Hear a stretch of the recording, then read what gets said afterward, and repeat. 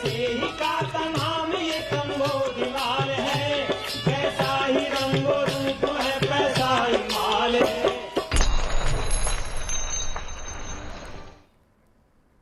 नमस्कार, मनी 9 के खास कार्यक्रम मनी सेंट्रल में आप सभी का स्वागत है। मैं हूं विपुल सिंह और हर रोज़ की तरह हम हाजिर हैं आपकी जेब से जुड़ी, देश की अर्थव्यवस्था से जुड़ी तमाम खबरें लेकर के, और उन खबरों का विश्लेषण करने के लिए हमारे साथ हर रोज़ की तरह मौजूद हैं मनी 9 के संपादक अंशुमान तिवारी जी। अंशुमान सर, बहुत बहुत स्वागत है। तो कार्यक्रम की शुरुआत करें उससे पहले फटाफट आपको बता देते हैं कि आज के ऑन द शो में क्या कुछ रहेगा, कौन कौन सी खबरों पर हम बातचीत करने वाले हैं, तो लेकर के आते हैं। सबसे पहले आपको बताएंगे कौन सा जोखिम ले रहे हैं ऑटो डीलर्स। जी हाँ, ऑटो की बिक्री के आंकड़े तो हम लगातार देख ही रहे हैं, लेकिन यहाँ पर रिस्क क्या है ये करेंगे डिटेल में चर्चा। डेटा चोरों के चौतरफा हमले। जी हाँ, हाल फिलहाल में हमने कई सारी घटनाएं सुनी है, एक और बड़ा मामला सामने आया है। क्या है, पूरी खबर थोड़ी देर में। जीएसटी के चक्कर में बुरे फंसे स्विगी जोमेटो। क्या है पूरा मामला, थोड़ी देर में बताएंगे आपको। और आईपीओ की बाढ़ से क्यों घबराया हुआ है सेबी। जी हाँ, इस हफ्ते 5 आईपीओ खुले हुए हैं और सबको अच्छा रिस्पांस मिल रहा है, लेकिन सेबी की तरफ से अलर्ट क्यों जारी किया गया है बताएंगे। फिर एनबीएफसी कैसे चलेंगे। जी हाँ, एनबीएफसी को लेकर के तमाम सारे सवाल पिछले कुछ दिनों में हमने बताए हैं और डिटेल में आज चर्चा होगी। और ओपन एआई पर विस्फोटक खुलासा। जी हाँ, आज डिटेल में इस पर बातचीत होगी कि आखिर में आर्टिफिशियल इंटेलिजेंस को लेकर के जो हम लगातार कवरेज हमारी रही है, अब उसके क्या कुछ मायने निकल के आ रहे हैं। चलिए आगे बढ़ते हैं। इधर अल नीनो की वजह से इस साल भारत में मानसून की बरसात प्रभावित हुई है और अगले साल इसकी वजह से मलेशिया और इंडोनेशिया में पाम ऑयल के उत्पादन पर असर पड़ सकता है। बीएमआई इंडस्ट्री रिसर्च की रिपोर्ट में कम उत्पादन की आशंका को देखते हुए 2024 के लिए पाम ऑयल उत्पादन के औसत भाव में बढ़ोतरी की गई है। रिपोर्ट में कहा गया है कि उत्पादन में कमी की वजह से पाम तेल की कीमतों में बढ़ोतरी होगी और 2024 के दौरान औसत भाव 3515 रिंगिट तक पहुंच जाएगा। पहले इसका जो अनुमान लगाया गया था वो 3400 के आसपास का था। सर, भारत के लिए इस खबर का क्या मायने है? भारत के लिए खबर चिंताजनक है। अगर आप पिछले एक साल के अंदर देखें तो कोविड के दौरान जब दुनिया में सप्लाई चेन डिस्टर्ब हुई थी तब पाम ऑयल की कीमतों में बढ़ोतरी हुई थी और उसका असर भारतीय बाजार पर दिखाई दिया था, लेकिन उसके बाद कम से कम खाद्य तेल की कीमतों में बड़ा बदलाव हमने नहीं देखा और यही एक वो मोर्चा था पूरे खाद्य बास्केट का जिसमें थोड़ी राहत की स्थिति दिखाई दे रही थी। अब एल नीनो, जिसका असर हम आपको बराबर बताते रहे हैं मनी सेंट्रल में कि एल नीनो एक अंतर्राष्ट्रीय फिनोमेना है जिसका असर भारत से लेकर पूरे हिंद महासागर के एरिया में होता है। तो अब एल नीनो का असर भारत में जहां रबी की फसल पर होगा, लगभग वैसा ही असर अब मलेशिया और इंडोनेशिया में पाम की खेती पर होने वाला है। आमतौर पर पिछले 10 मौसमों के दौरान इन क्षेत्रों में पाम का उत्पादन हर साल करीब 25 लाख टन के हिसाब से बढ़ता है, लेकिन अब इस साल ये माना जा रहा है कि मलेशिया और इंडोनेशिया जो दुनिया के सबसे बड़े प्रोड्यूसर हैं वहां पर पाम के उत्पादन में कमी आएगी। भारत अपनी ज़रूरत का 60 से 65% का खाद्य तेल आयात करता है और उसमें भी लगभग 50 से 60% पाम ऑयल होता है। और अब जब पाम ऑयल के उत्पादन में पाम की खेती में पर इसका असर पड़ने वाला है तो पाम की ऑयल की कीमतें बढ़ने की पूरी संभावना है और भारतीय बाजार में इसकी तैयारी शुरू हो गई है। यानी अगले 1-2 महीनों में भारतीय बाजार में खाद्य तेल की कीमतें ऊपर जाने का खतरा बनता दिख रहा है। जो पहले से ही हम देख रहे हैं कि कीमतों में थोड़ा सा इजाफा देखने को मिल रहा है, तो खाद्य महंगाई और थोड़ी सी बढ़ती हुई दिखाई दे सकती है। देश में चीनी के कम उत्पादन को देखते हुए सरकार ऐसी व्यवस्था पर काम कर रही है जिसके तहत चीनी मिलों और कारोबारियों की तरफ से घोषित किए गए स्टॉक की आसानी से वेरिफिकेशन हो सके। सितंबर में ही सरकार ने चीनी मिलों को हर महीने अपने स्टॉक की घोषणा करने के लिए कहा था। उधर अनाज से इथेनॉल का उत्पादन करने वाली कंपनियों ने सरकार ने इथेनॉल की कीमतों में बढ़ोतरी की मांग की है। इधर कंपनियों के संगठन ने खराब अनाज से बनने वाले इथेनॉल के भाव को 64 रुपये से बढ़ा करके 69 रुपये 54 पैसे और मक्का से बनने वाले इथेनॉल के भाव को 66 रुपये से बढ़ा करके 76 रुपये 80 पैसे प्रति लीटर करने की मांग की है।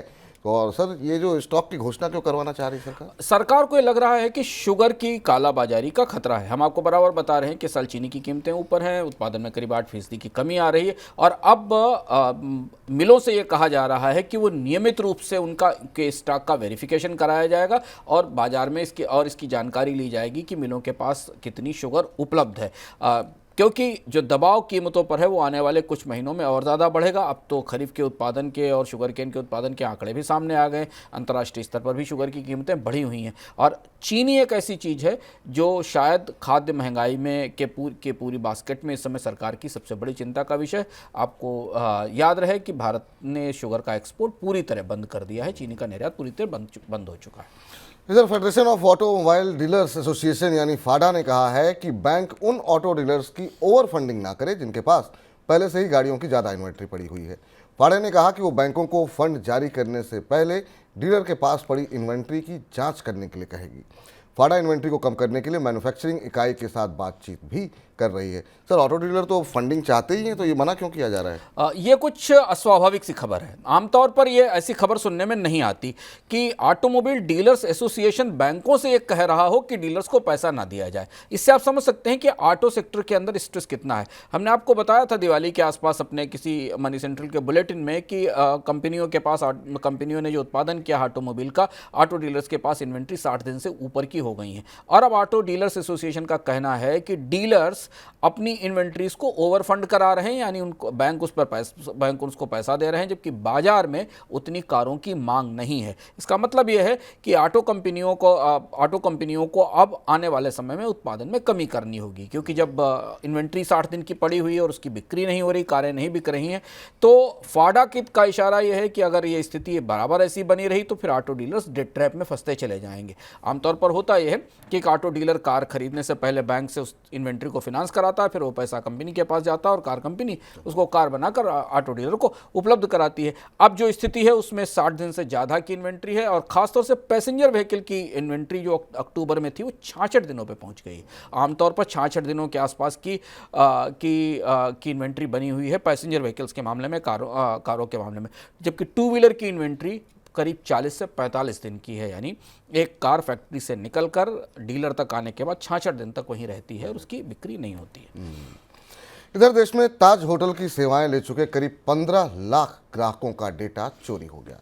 जो डेटा चोरी हुआ है उसमें ग्राहकों का पता, मेंबरशिप नंबर, मोबाइल नंबर और दूसरी व्यक्तिगत जानकारी भी शामिल है। ये डेटा डार्क वेब पर करीब $5,000 में बेचा जा रहा है।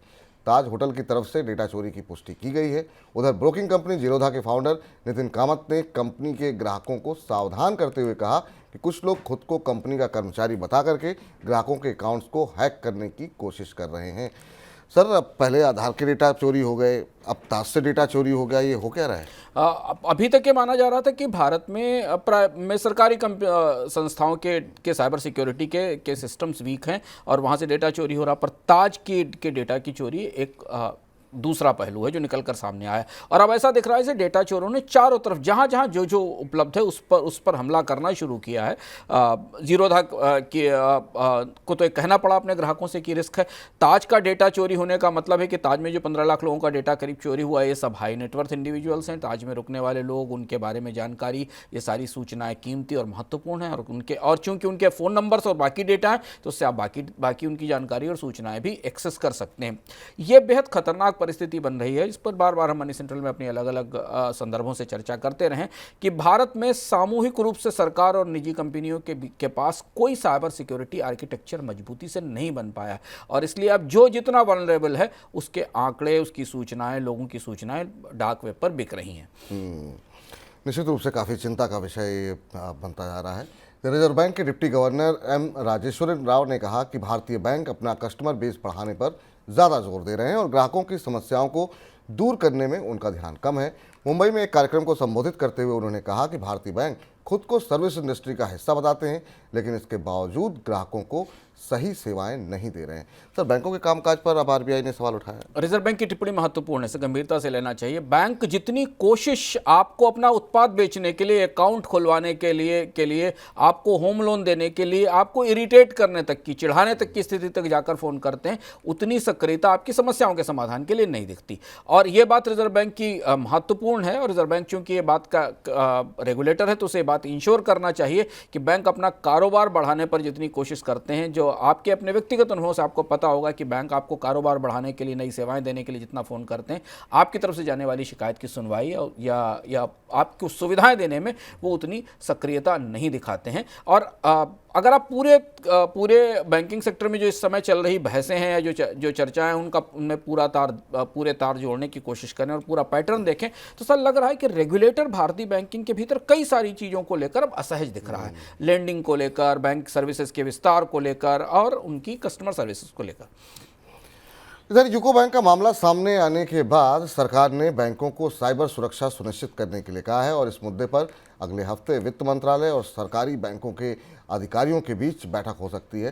सर, इस बैठक में क्या कुछ निकल करके सामने आ सकता है? ये बैठक बैंकों की तरफ से बैंकों में साइबर सिक्योरिटी को लेकर खतरे की घंटी बजा जाने जैसा है। हमने बैंक ऑफ बड़ौदा के ऐप के मामले देखे, यूको बैंक में IMPS से गलत ट्रांसफ़र का मामला देखा, और अब ये बैंकों के भीतर साइबर सुरक्षा का मामला ज़्यादा पेचीदा और गंभीर हो चुका है। वित्त मंत्रालय और RBI के बीच में लगातार बात चल रही है और अब वित्त मंत्रालय की तरफ से, चूंकि बैंकों की मालिक भारतीय सरकार है, तो सरकारी बैंकों के लिए वित्त मंत्रालय की तरफ से साइबर सिक्योरिटी की बैठक ली जाएगी। रिजर्व बैंक ने अपनी तरफ से इस बैठक के लिए जो प्रस्ताव किया है, संभावना है कि रिजर्व बैंक इस बैठक में ये कहेगा कि बैंकों को अपना साइबर सिक्योरिटी गवर्नेंस नेटवर्क का एक पूरा नया आर्किटेक्चर बनाना चाहिए, जिसकी बात हम बार बार कह रहे हैं कि भारत में साइबर सिक्योरिटी के एक नए तरीके के ढांचे की ज़रूरत है, और जिसमें पूरा का पूरा बैंकिंग सेक्टर जोड़ा जाए और किसी तरीके के फ्रॉड के डेटा चोरी के मामले को रोका जा सके। RBI का कहना है कि बैंकों के पास एक minimum common framework of cyber security तो होना ही चाहिए, जिसमें बेस्ट प्रैक्टिसेस डिफाइन हो। इससे आप समझ सकते हैं कि अभी तक ज़्यादातर बैंकों में ऐसा भी कोई minimum common cyber security framework काम नहीं कर रहा है। इसलिए वित्त मंत्रालय की बैठक महत्वपूर्ण होने वाली है, क्योंकि यहाँ से कुछ ऐसे फैसले निकलेंगे शायद जिनको बैंकों को तात्कालिक तौर पर लागू करना पड़ेगा।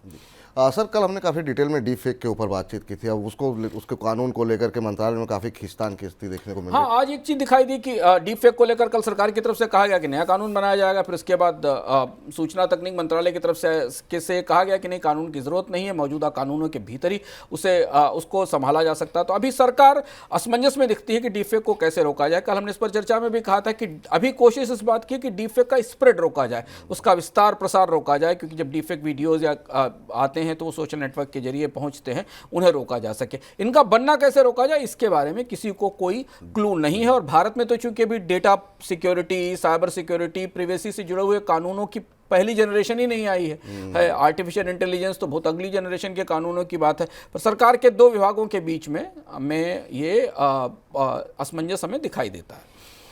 इधर कंपनियों में स्वतंत्र निदेशकों की नियुक्ति को लेकर के कैपिटल मार्केट रेगुलेटर सेबी के नियमों की अनदेखी के लिए स्टॉक एक्सचेंजेस ने 15 दिग्गज PSU कंपनियों पर जुर्माना लगाया है। जिन कंपनियों पर जुर्माना लगाया गया है उनमें BPCL, HPCL, IOC, ONGC, गेल और IRFC जैसी दिग्गज सरकारी कंपनियां शामिल हैं। दोनों प्रमुख स्टॉक एक्सचेंजों यानी BSE और NSE ने इन पर यह जुर्माना लगाया है। सर, ये तो सरकारी कंपनियां ये सरकार की बात नहीं मान रही, क्यों? आप देखिए कॉर्पोरेट गवर्नेंस की परिस्थिति क्या है। आप कॉर्पोरेट गवर्नेंस खराब होने की बात, सेबी के इंडिपेंडेंट डायरेक्टर्स तय करने के नियम मानने की बात की शिकायत प्राइवेट कंपनियों के बारे में की जाती थी कि प्राइवेट कंपनियां बात नहीं मान रही हैं। सरकार की कंपनियां कॉर्पोरेट गवर्नेंस की इस हाल में खड़ी हुई हैं। इनमें BPCL, HPCL, Indian oil, ONGC, GAIL, Indian railway finance corporation, garden reach builders, ऐसी कंपनियां हैं। कॉर्पोरेट गवर्नेंस का लागू करने की जिम्मेदारी सरकार पर है, उसकी अपनी ही कंपनियां कॉर्पोरेट गवर्नेंस को लागू नहीं कर रही हैं, और अब स्थिति आ गई है कि उनके ऊपर जुर्माना लगाना पड़ रहा है। आप समझ सकते हैं कि फिर निजी कंपनियों में कॉर्पोरेट गवर्नेंस की स्थिति क्या होगी। इसी से जुड़ी सर एक और खबर है। इतने सारे IPOs आ रहे हैं, ये हफ्ता काफ़ी IPO से भरा हुआ रहा। 5 IPO रहे इस हफ्ते, लेकिन इस IPO पे सेबी चिंता क्यों जता रहा है? मंजूरी भी वही दे रही है और फिर चिंता भी वही जता रही है। ये बड़ा दिलचस्प खबर थी, क्योंकि कल तक पूरे बाजार में चारों तरफ IPO के उत्साह की चर्चा थी। करीब 7,000 करोड़ के आसपास के IPO इसी दौरान आए। सेबी की तरफ से इस पर अलार्म या कॉशन किया गया, जो बेहद महत्वपूर्ण है और इसे गंभीरता से समझना जरूरी है। सेबी कहना क्या चाह रहा, सेबी ने स्पष्ट रूप से तो नहीं कहा। सेबी का कहना था कि अचानक इतने सारे IPO हो जाने के कारण रजिस्ट्रार के ऊपर, सेबी के इंफ्रास्ट्रक्चर के ऊपर असर पड़ता, पर बात अंदर खाने कहीं कुछ और है। यहां भी एक किस्म की फ्रेंजी बनती दिखाई दे रही है, एक किस्म की होड़ होती दिखाई दे रही है। चूंकि बहुत सारे IPO भारत में आए हैं जिन्होंने अच्छे रिटर्न नहीं दिए हैं, निवेशकों को नुकसान हुआ है। अगर आप पेटीएम, जोमेटो के दौर से शुरू करें, LIC के दौर से शुरू करें, तो IPOs का रिकॉर्ड मिला जुला रहा है। कुछ ही IPO कंपनियों ने IPO के बाद अपना बेहतर परफॉर्मेंस दिया है। शायद सेबी यह कहना चाह रहा है कि IPO कंपनियां ज़्यादा जल्दबाजी जल्दबाजी में ऐसे आईपीओ लेकर आ रही हैं जिनमें अब आने वाले समय में चुनौतियां होने वाली हैं। हालांकि स्पष्ट लोगों रूप से नहीं कहा सेबी ने, पर विपुल जी आईपीओ पर करीब से नज़र रखते हैं, इनके वहाँ के आईपीओ में बात करते हैं। इन्होंने भी एक्सपर्ट से चर्चाओं में बात सुनी है कि वैल्यूएशंस को लेकर, कंपनियों के वैल्यूएशंस को लेकर कई सारे सवाल भीतर से उठ रहे हैं कि कंपनियां 80 टाइम्स, 50 टाइम्स, 40 टाइम्स के वैल्यूएशन पर आईपीओ लेकर आ रही हैं। वैल्यूएशन की समस्या हमने स्टार्टअप कंपनियों के साथ भी देखी थी। तो शुरुआत में तो फ्रिंजी दिखती है, आईपीओ को सब्सक्राइब करा लिया जाता है, लेकिन मीडियम और लॉन्ग टर्म में कंपनी उस हैसियत की दिखती ही नहीं जिस हैसियत की कंपनी आईपीओ मार्केट में प्रस्तुत की जाती है। तो ये सेबी का बयान या सेबी की तरफ से टिप्पणी कई सारे अर्थ रखती है। क्या सेबी इसे सिर्फ रजिस्ट्रार पर दबाव के तौर पर देख रही है या पूरे आईपीओ ढांचे में उसको कहीं कुछ दाल में काला दिखाई दे रहा है, ये हमें बाद में पता चलेगा। पर चेतावनी महत्वपूर्ण है और खासतौर से चेतावनी उस समय आई है जबकि आईपीओ मार्केट एकदम गुलजार है, आईपीओ की लाइन लगी हुई है। बड़ी कंपनियों के आईपीओ के अलावा छोटी कंपनियों के आईपीओ, एसएमई आईपीओ की तो कतार लगी हुई है भारत में। बिल्कुल, एसएमई आईपीओ की कतार लगी हुई है और उसको लेकर के अब सेबी की तरफ से काफ़ी अलर्ट भी घोषित किया गया है कि अब उसकी भी मॉनिटरिंग वैसी की जाएगी जैसे मेन बोर्ड आईपीओ की जा रही है। इस बीच केंद्र सरकार राज्यों के बीच संसाधनों के बंटवारे के नियमों में बदलाव के लिए 16वें वित्त आयोग से सिफारिश कर सकती है। रिपोर्ट के मुताबिक उन राज्यों को ज़्यादा संसाधन देने की सिफारिश की जा सकती है जो कि ह्यूमन डेवलपमेंट इंडेक्स और सस्टेनेबल डेवलपमेंट गोल्स के मामले में दूसरे राज्यों से आगे होंगे। संसाधनों का बंटवारा तय करने में राज्यों के क्लाइमेट गोल को भी आधार बनाने के लिए कहा गया है। सर, फाइनेंस कमीशन में क्या क्या बदलाव हो सकते हैं? 16वां वित्त आयोग बनने वाला है। ये भारत के फेडरल फाइनेंस की सबसे महत्वपूर्ण संस्था है। भारत का संविधान बनने के बाद जो संस्था बनी थी सबसे पहले वो वित्त आयोग ही था और इसी के आधार पर भारत में फेडरल फाइनेंस का स्ट्रक्चर तय किया जाता है ताकि केंद्र और राज्य के बीच संसाधनों का, राजस्व का सही बंटवारा हो सके। अब नए वित्त आयोग को बनाने की तैयारी शुरू हो गई है। 2-3 महत्वपूर्ण चीज़ें देखी जा रही हैं, हालांकि अभी इसका टर्म्स और रेफरेंस नहीं आया जिससे पता चलेगा। पहली चीज़ तो ये कि वित्त आयोग जीएसटी आने के बाद बन रहा है। जीएसटी आने और जीएसटी के कंपेंसेशन की प्रक्रिया खत्म होने के बाद बन रहा है। अब आने वाले समय में राज्य सरकारों को कमजोर जीडीपी विकास दर के बीच बेहतर राजस्व की जरूरत होगी। ऐसे में वित्त आयोग किस तरीके का फार्मूला लेकर आएगा? केंद्र के राजस्व में राज्यों का हिस्सा पिछले वित्त आयोग की 15वें वित्त आयोग की रिपोर्ट के बाद थोड़ा सा कम किया गया था। क्या राज्य सरकारें उस कम हिस्से पर राजी होंगी या उसे और बढ़ाने की बात कहेंगे? और इसके बाद ये भी संकेत मिल रहे हैं कि अब वेटेज और फार्मूले को भी बदला जाए। वेटेज फार्मूले का मतलब है कि कई पैमानों के आधार पर राज्य सरकारों को केंद्र से सहायता मिलती है जिसमें उनकी आबादी, उनकी शिक्षा का स्तर और ह्यूमन डेवलपमेंट के स्तर होते हैं। शायद अब एक नए किस्म का फार्मूला 16वां वित्त आयोग लेकर सामने आएगा जिसके बाद हम भारत में सेंट्रल और स्टेट फाइनेंसेस का नया ढांचा बनता देखेंगे, ऐसा संकेत दिया जा रहा है। वित्त आयोग के गठन के साथ भारत में 5 साल के वित्तीय फाइनेंसेस को और केंद्र राज्य के फाइनेंसेस के पुनर्गठन की तैयारी शुरू होगी। जी, चलिए अब रुख कर लेते हैं आज की सबसे बड़ी खबर का।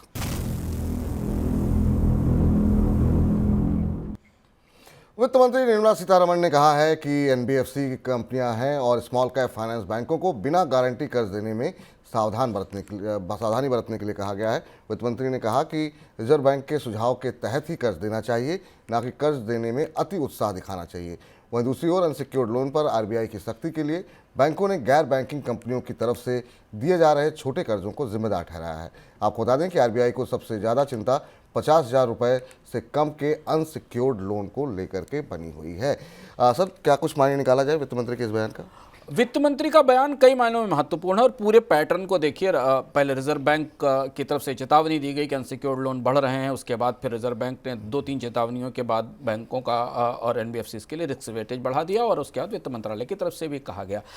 वित्त मंत्री के कहने को बाजार, खासतौर से वित्तीय बाजार जहां एनबीएफसी और बैंक लिस्टेड हैं, वो बेहद असमंजस के साथ समझने की कोशिश कर रहे हैं। हम भी इसे जानने की कोशिश कर रहे हैं। भारत की शैडो बैंकिंग इसीलिए तैयार की गई थी कि वो उन लोगों को कर्ज देगी जिन लोगों के पास सिक्योरिटी नहीं है, जमानत नहीं है अनसिक्योर्ड लेंडिंग के लिए और जिनकी क्रेडिट प्रोफाइल्स अच्छी नहीं है, इसीलिए शैडो बैंक्स तैयार किए गए थे।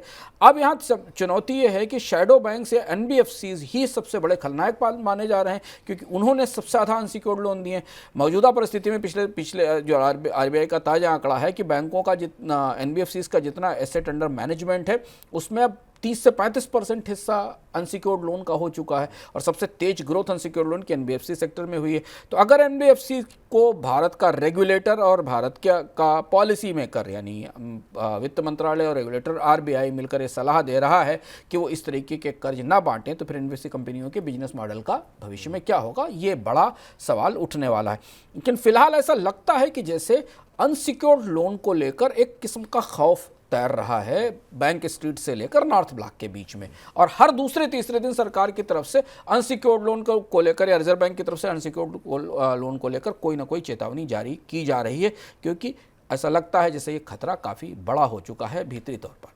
सर, लेकिन अगर एनबीएफसी कंपनियां कर्ज नहीं देंगी तो काम क्या करेंगी? यही सवाल है, क्योंकि आज वित्त मंत्री ने जब कहा कि एनबीएफसी कंपनियां या small finance bank unsecured loan ना दें, तो अनसिक्योर्ड बैंक भी अनसिक्योर्ड लोन नहीं देते हैं। तो आप एक तरफ भारतीय अर्थव्यवस्था के क्रेडिट फाइनेंस मॉडल की बात करते हैं, जहां माइक्रो क्रेडिट की बात कर रहे हैं, फिनटेक कंपनियों से कहा जा रहा है कि वो ज़्यादा रिस्क लेकर लोगों को कर्ज दें, और ज़्यादा रिस्क लेकर दिए जाने वाले कर्ज तो अनसिक्योर्ड कर्ज ही होते हैं। तो अब यहाँ एक दुविधा है, जिस दुविधा का असर आप शेयर बाजार पे में भी बैंकों और एनबीएफसी के स्टॉक्स में देख रहे हैं, क्योंकि उनका ओवरऑल बिजनेस मॉडल ही ये था कि जिनके पास जमानत नहीं है, सिक्योरिटी नहीं है, उन्हें कर्ज दिया जाए। और इस आधार पर भारत में ऑटोमोबाइल की फाइनेंसिंग शुरू हुई, इस आधार पर भारत में बहुत सारे कंज्यूमर प्रोडक्ट्स की फाइनेंसिंग शुरू हुई, तमाम मोबाइल फ़ोन खरीदने वाले लोग आए, क्रेडिट कार्ड से लोगों ने खरीदारी शुरू की। अब ये सारी चीज़ जो 1 साल पहले तक के रिजर्व बैंक और वित्त मंत्रालय की भारत की विकास की रणनीति का सबसे अगला हिस्सा थी, खूब कर्ज बांटा जाए, सस्ता से सस्ता कर्ज बांटा जाए, लोन मेले लगाया जाए,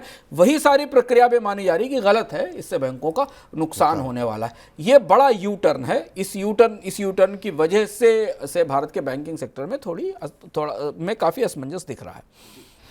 इस बीच डीजीआई की तरफ से जोमेटो और स्विगी को ग्राहकों से वसूली गई डिलीवरी फीस पर टैक्स नोटिस के बाद दोनों कंपनियां जीएसटी अथॉरिटी से टैक्स नोटिस को लेकर सफाई की मांग कर सकते हैं। डीजीआई ने जोमेटो को 400 करोड़ रुपए और स्विगी को 350 करोड़ रुपए का टैक्स नोटिस भेजा हुआ है। रिपोर्ट के मुताबिक अगर स्विगी और जोमेटो पर टैक्स बना रहता है तो ग्राहकों से डिलीवरी फीस वसूलने वाली दूसरी कंपनियों से भी टैक्स की मांग हो सकती है। सर, ये डिलीवरी चार्जेस का मामला है क्या और कैसे? ये बड़ा मामला, और जीएसटी अथॉरिटी ने एक नया हिस्सा पकड़ा है पूरे ऑनलाइन प्लेटफॉर्म डिलीवरी स्ट्रक्चर से, और जहां से काफ़ी बड़ा करीब 700 करोड़ रुपए के आसपास की टैक्स नोटिस भेजी गई हैं जो आंकड़े बता रहे हैं। इसमें 400 करोड़ की नोटिस जोमेटो को गई है और 350 करोड़ रुपए की नोटिस स्विगी को गई है। यह मामला वो है कि यदि आप कोई फूड या कोई सामान ऑर्डर करते हैं किसी क्विक कॉमर्स कंपनी से या किसी फूड ऐप से, तो वो एक डिलीवरी चार्ज उसके ऊपर अप्लाई करती है, और उस डिलीवरी चार्ज पर वो जीएसटी पे नहीं करती है कंपनी जोमेटो और स्विगी जीएसटी काउंसिल को। स्विगी और जोमेटो का कहना है कि डिलीवरी चार्ज वो ग्राहक से वसूलते हैं और डिस्ट्रीब्यूटर को पास ऑन कर देते हैं जो प्रोडक्ट को डिलीवर कर रहा है, यानी जिस रेस्टोरेंट का खाना आपके घर तक आ रहा है या जिस ग्रोसरी स्टोर से सामान आपके यहाँ तक आ रहा है। जीएसटी काउंसिल का कहना है कि नहीं, एक किस्म की सर्विस है, एडिशनल चार्ज लिया जा रहा है और इसके ऊपर टैक्स पे करना चाहिए, और इसलिए 750 करोड़ रुपए के नोटिस भेजे गए। अगर ये मामला कंटेंशन, अगर जोमेटो और स्विगी का कंटेंशन नहीं माना जाता, तर्क नहीं माना जाता, जिसकी संभावना कम दिखाई दे रही है, तो फिर जितना भी डिलीवरी चार्जेस का नेटवर्क है भारत में, जिस चीज़ के लिए भी आपको डिलीवरी चार्ज पे करना पड़ता है, वो सब जीएसटी के दायरे में आएगा। और जो भी चीज़ें आप खरीद रहे हैं जिन पर कोई भी डिस्ट्रीब्यूटर या कोई भी वितरक या कोई भी online e commerce company delivery charge लगाती है किसी चीज़ को डिलीवर करने के लिए आपके, वो फिर जीएसटी के दायरे में आएगा, ऐसा इससे लगता है। इधर एआई प्लेटफॉर्म ChatGPT को चलाने वाली कंपनी OpenAI पर बड़ा आरोप लगा है। आरोप है कि OpenAI ने ऐसी खोज की है जिससे मानव सभ्यता खतरे में आ सकती है, और OpenAI में काम कर रहे कर्मचारी ने इस खोज को लेकर के आपत्ति भी जताई थी, जिसके बाद कंपनी ने CEO के पद से सैम अल्टमैन को हटा दिया था। हालांकि बाद में सैम को फिर से CEO पद पर नियुक्त किया जा चुका है, लेकिन OpenAI पर लगे इन आरोपों ने पूरी दुनिया में AI के खतरों को लेकर के फिर से बहस छोड़ दी है। सर, ये तो काफ़ी गंभीर आरोप है, क्या कुछ कहा है कर्मचारी ने? बेहद सनसनीखेज मामला बन रहा है OpenAI का, सैम अल्टमैन का जाना, फिर उनकी वापसी होना, फिर माइक्रोसॉफ्ट का उसमें बीच में आना, और ये जिस लेटर का जिक्र आज आया और एक कहा गया कि सैम अल्टमैन के नेतृत्व में OpenAI की टीम ने कुछ ऐसा बना लिया जो मानवता के लिए खतरा है, वो क्या है इसके बारे में किसी को नहीं बताया गया जी। लेकिन जो चीज़ छनकर बाहर आ रही है वो ये है कि एक नए किस्म का एल्गोरिदम तैयार किया था OpenAI की टीम ने सैम अल्टमैन की जानकारी में, जिस प्रोजेक्ट का नाम क्यू था, प्रोनाउंस्ड क्यू स्टार नाम था, और ये आर्टिफिशियल जनरल इंटेलिजेंस का सुपर इंटेलिजेंस वर्जन है, ये माना जा रहा है। आपको याद होगा कि जब सैम अल्टमैन 2 हफ्ते पहले हटे थे और निकले थे, तब भी ये बात कही गई थी कि सैम अल्टमैन पर जो आरोप लगाए थे, तब के बोर्ड ने वो आरोप लगाए थे कि सिक्योरिटी संबंधी कई सारी खामियां हैं जो सैम अल्टमैन ने की हैं ओपनआई में, और उसकी जानकारी नहीं दी गई है। ये बात आरोप लगाया गया था और इसके बाद वो बाहर हुए थे, फिर बाकी प्रकरण हुआ था। अब ये आरोप काफ़ी सनसनीखेज है और इसलिए भी महत्वपूर्ण है कि हम आपको लगातार बताते आ रहे हैं अपने अलग अलग कार्यक्रमों में कि आर्टिफिशियल इंटेलिजेंस की जो पूरी गणित है, इसके भीतर क्या हो रहा है, सरकारों को, नियामकों को पता ही नहीं है। जिस नए आर्टिफिशियल इंटेलिजेंस के जिस नए एल्गोरिदम के प्रोग्राम की बात की जा रही, वो क्यों इतना खतरनाक है, ये बात तो आपको सैम अल्टमैन से या ओपनआई की टीम ही बता सकती, क्योंकि इतना खतरनाक क्यों है। लेकिन आज इस पर काफ़ी सनसनी थी पूरी दुनिया में। यह माना जा रहा था कि अब खुलकर ओपनआई के कर्मचारी ने ये कह दिया है कि कुछ ऐसी चीज़ नए मॉडल के तौर पर बना ली गई है, जिसके बाद बहुत सारी सूचनाएं, बहुत सारी जानकारियां खतरे में होंगी। एलन मस्क ने भी इस पर सवाल उठाए हैं सर, वो पूरा मामला क्या है? हाँ, एलन मस्क हाल फिलहाल के महीनों में भारत, पूरी दुनिया में आर्टिफिशियल इंटेलिजेंस के खतरों को लेकर काफ़ी सक्रिय होकर साम बोलने वाले व्यक्ति के तौर पर उभरे हैं। आपको याद होगा कि एलन मस्क के साथ कई सारे लोगों ने एक चिट्ठी भी लिखी थी सरकारों को।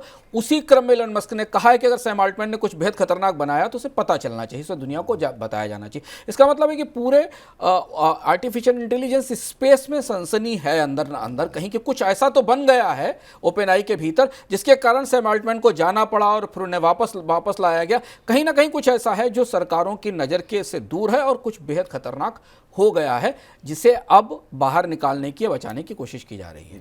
तो क्या माइक्रोसॉफ्ट भी इस घेरे में आएगी सवालों के? ये दिलचस्प बात है कि सैम अल्टमैन को बचाने के लिए माइक्रोसॉफ्ट आगे आई। माइक्रोसॉफ्ट ने अपने यहाँ नौकरी देने का ऐलान कर दिया। अब अगर सैम अल्टमैन ने कुछ ऐसी चीज बना ली जो मानवता के लिए खतरनाक है, तो फिर तो सवाल माइक्रोसॉफ्ट से भी पूछा जाएगा, तो क्या माइक्रोसॉफ्ट के मैनेजमेंट को भी पता था कि सैम अल्टमैन कुछ बेहद खतरनाक रिसर्च पर काम कर रहे हैं जिसका बड़ा असर होने वाला है? ये सारी चीजें रहस्य में हैं। लेकिन ये जिस तरह से ये पूरा ओपनआई का पूरा मामला जिस तरह से निकल कर खुल रहा है, धीरे धीरे इसकी परतें खुलती दिख रही हैं। आर्टिफिशियल इंटेलिजेंस को लेकर जो बढ़ते खतरे और जो खौफ और डर है, उसे वो बढ़ाने वाला है। हम लगातार आपको मनी 9 में बता रहे हैं। हमने इकोनॉमिकम में विस्तार से कुछ महीने पहले आपको बताया था कि पूरी दुनिया इस खतरे से डर रही, और देखिए वो खुलकर सामने आ गया कि हमने क्या बना लिया। अभी कानूनों की व्यवस्था तो बननी ही शुरू हुई। अभी तो पहली बार हाल फिलहाल में पूरी दुनिया के देशों की एक सामूहिक बैठक हुई थी लंदन के ब्लेचली पार्क में, जिसके बारे में हमने विस्तार से पिछले इकोनॉमिकम में बताया था। कैसे खतरे हैं आर्टिफिशियल इंटेलिजेंस में, कानून कैसे बन रहे हैं, इनको अगर आपको विस्तार से जानना है तो हम इस प्रोग्राम के साथ उन दोनों इकोनॉमिकम के लिंक देंगे, जहां आप जानकर समझ सकते हैं कि सैम अल्टमैन ने ऐसा क्या बना लिया है जिसको लेकर डर महसूस हो रहा है, इसकी क्या आशंका पहले से थी। इसको जानने के लिए विस्तार से आप उन दोनों कार्यक्रमों को देख सकते हैं। बिल्कुल, तो कार्यक्रम में डिस्क्रिप्शन बॉक्स में आपको लिंक मिल जाएंगे दोनों इकोनॉमिकम के, तो वहाँ जा करके आप और डिटेल में जो है देख सकते हैं कि आखिर में क्या खतरे हैं, कैसे कानून बन सकते हैं। इन तमाम डिटेल मुद्दों पर विस्तारपूर्वक चर्चा की है अंशुमान जी ने। इधर चीन में गहराते प्रॉपर्टी संकट को देखते हुए वहाँ की सरकार नई नीति पर काम कर रही है। रिपोर्ट के मुताबिक चीन की सरकार बैंकों से कह रही है कि वे डेवलपर्स को कर्ज देने से परहेज ना करें, बल्कि उन्हें कर्ज देने की रफ्तार बढ़ाएं। चीन की सरकार ऐसे 50 डेवलपर की लिस्ट भी तैयार कर रही है जिन्हें बैंकों की तरफ से बिना गारंटी कर्ज उपलब्ध कराया जाएगा।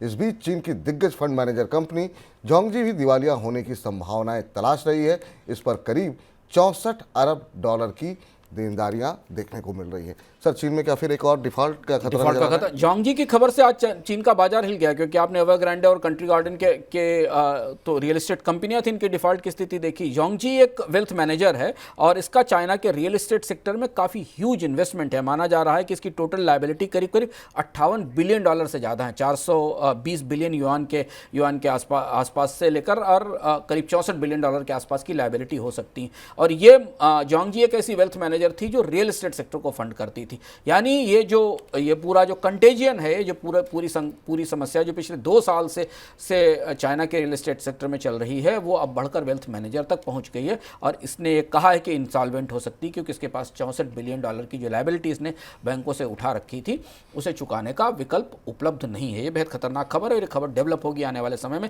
अगले हफ्ते में 2-3 दिनों में इसके असर हमें चीन के बाजार पर दिखाई देंगे। इस बीच जो दूसरी खबर आपको विपुल ने बताई, वो और ज़्यादा चौंकाने वाली है, क्योंकि एक तरफ डिफॉल्ट बढ़ रहे हैं, दूसरी तरफ चीन की सरकार अपने बैंकों से ये कह रही है कि विदाउट सिक्योरिटी के अनसिक्योर्ड क्रेडिट, जिसका जिक्र हम भारत में कर रहे हैं, वैसा अनसिक्योर्ड क्रेडिट रियल एस्टेट कंपनियों को दिया जाए, उनको बेल आउट करने के लिए और ज़्यादा कर्ज दिया जाए। चीन की अर्थव्यवस्था का जो सबसे बड़ा इंजन है वही उसका सबसे बड़ा पत्थर बन गया है। रियल एस्टेट सेक्टर में बढ़ती हुई समस्याएं चीन की अर्थव्यवस्था के लिए अब सबसे बड़ी चुनौती है। पर ये जो नया जोंग के डिफ़ॉल्ट का इशू अब अनफोल्ड हुआ है, निकलना शुरू हुआ है, इस पर हमारी निगाह रहेगी। अगले 2-3 दिनों में, 4 दिनों में इसमें नई और चीज़ें, जानकारी सामने आने की संभावना है। और इसमें अगर ऐसा कुछ होता है तो निश्चित रूप से भारतीय शेयर बाजार भी अछूते नहीं रहेंगे, वहाँ भी दबाव देखने को मिलेगा। खासतौर से मेटल की जो डिमांड को लेकर के सवाल लगातार उठ रहे हैं, और अगर इस तरह के डिफ़ॉल्ट होंगे तो मेटल की डिमांड फिलहाल बढ़ती हुई नहीं दिखाई देगी। चलिए आगे बढ़ते हैं और अब फटाफट कुछ एक खबरों पर नजर डालते हैं झटपट में।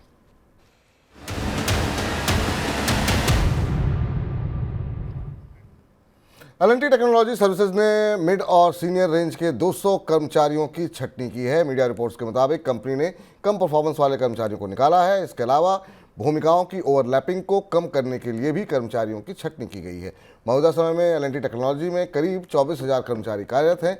रिपोर्ट्स के मुताबिक जनवरी में कंपनी की ओर से एक और छंटनी भी की जा सकती है। इसके अलावा देश में गैर जीवन बीमा कारोबार में सरकारी जनरल इंश्योरेंस कंपनियों की हिस्सेदारी लगातार कम हो रही है।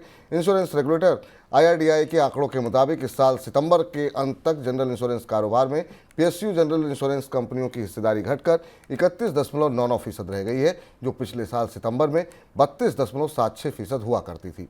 आंकड़ों के मुताबिक जनरल इंश्योरेंस कारोबार में निजी कंपनियों की ग्रोथ सरकारी कंपनियों के मुकाबले काफ़ी ज़्यादा देखने को मिली है। रूस पर आर्थिक प्रतिबंध के बावजूद जिस तरह भारत में रूस के कच्चे तेल का इंपोर्ट बढ़ा है, उसी तर्ज पर अब ईरान के प्रतिबंधित तेल की सप्लाई भी भारत में बढ़ने लगी है। रिपोर्ट के मुताबिक भारतीय तटों पर ईरान से तेल की सप्लाई में बढ़ोतरी देखने को मिल रही है। कई ट्रेडर्स भारत को बड़े डिस्काउंट पर ईरान का तेल ऑफर कर रहे हैं। यहाँ तक कि भारत की सरकारी तेल रिफाइनिंग कंपनियों को भी तेल सप्लाई के लिए संपर्क किया जा रहा है। अमेरिका की दिग्गज ईवी कंपनी टेस्ला भारत में इलेक्ट्रॉनिक गाड़ियों के लिए प्लांट लगाने के लिए तैयार हो गई है, बशर्ते सरकार उसे 2 साल के लिए गाड़ियों के इंपोर्ट में छूट दे। रिपोर्ट के मुताबिक भारत में टेस्ला करीब $2 अरब के निवेश के लिए तैयार है, लेकिन वो गाड़ियों के इंपोर्ट पर 15% टैक्स छूट चाहती है। चलिए कुछ खबरें झटपट में, आपकी टिप्पणी। इन खबरों में सबसे महत्वपूर्ण खबर ईरान का प्रतिबंधित तेल भारत पहुंचने के लिए आ रहा है। और आपको पता होगा कि कई सारी अंतर्राष्ट्रीय एजेंसियों ने भारत की रिफाइनरीज पर आरोप लगाया था कि वो प्रतिबंधित तेल की लॉन्ड्री हो गई है। हम रूस के प्रतिबंधित तेल को भारत आते देख रहे थे। हालांकि रूस का तेल कुछ नियमों के तहत आ रहा था, जिसमें $60 की कैपिंग तय की गई थी, पर ईरान का तेल लंबे समय से प्रतिबंधित है और कई सारी शिपिंग कंपनियां डार्क फ्लीट के सहारे इस तेल को पूरी दुनिया में बेच रही हैं। ये भी एक बड़ा पहलू है दुनिया के तेल कारोबार का, डार्क फ्लीट। ये तेल चीन और भारत इन 2 प्रमुख अर्थव्यवस्थाओं में जाता है। इससे पहले चीन की रिफाइनरीज को जा रहा था, अब ये माना जा रहा है कि चीन की रिफाइनरीज के पास पर्याप्त तेल पहुंच रहा है और इसलिए भारत को भी ये सस्ता कच्चा तेल मिलने लगा है, जो प्रतिबंध का हिस्सा है।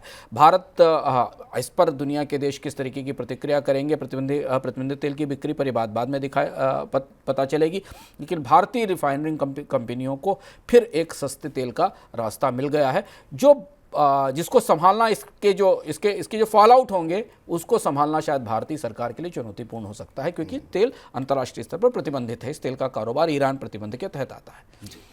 सर, इस बार का इकोनॉमिकम काफ़ी रोचक विषय पर है और आपकी मुलाकात कुछ दिनों पहले जोशी जी से हुई थी। क्या कुछ खास रहने वाला है इकोनॉमिकम में?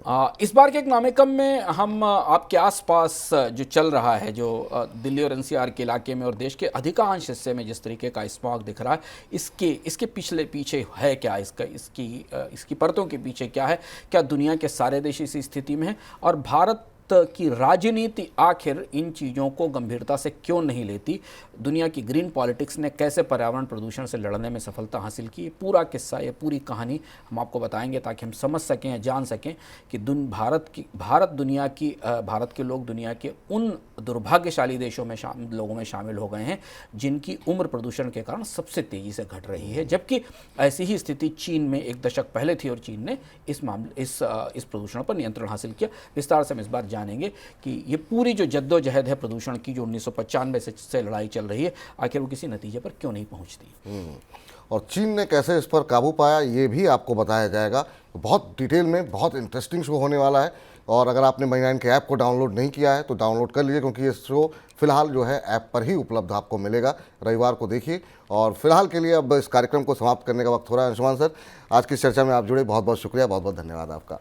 तो मनी सेंट्रल को यहीं पर समाप्त करते हैं, लेकिन आप लगातार मनी 9 के साथ बने रहिए, वीकेंड अच्छे से मनाइए। और मनी 9 के जो बहुत सारे अच्छे शोज़ जो है, जो सैटरडे संडे को हम लोग ऐप पर लेकर के आने वाले हैं, उनके साथ अपनी वित्तीय समझ को बढ़ाइए। मुझे इजाज़त दीजिए, नमस्कार।